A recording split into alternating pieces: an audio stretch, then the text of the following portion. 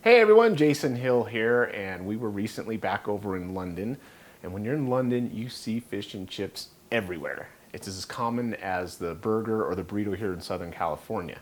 And a lot of places serve on the side what they call mushy peas. And my kids absolutely loved them. So I got a simple recipe. Let me show you how we do it. Okay, I'm starting with a pound of petite frozen peas. I'm going to turn my burner on medium low. Next we're going to add in a quarter cup of water,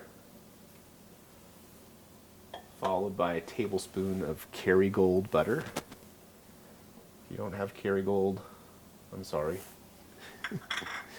And then a tablespoon of fresh lemon juice. And we're going to put the lid on and just let it cook for about 15 minutes. All right, after 15 minutes, the peas have cooked down. I'm going to turn off the heat, start to give them a little mash.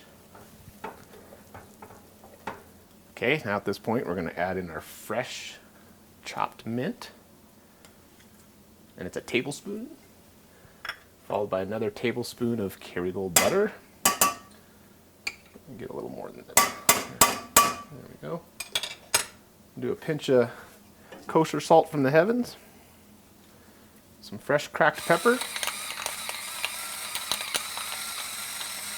a quarter teaspoon.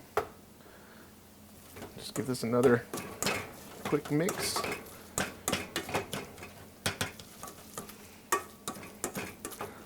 And there's your mushy peas. All right, well, I hope you enjoyed this easy preparation with what you can do with your frozen peas. I love mushy peas. I love pea soup. Here we go.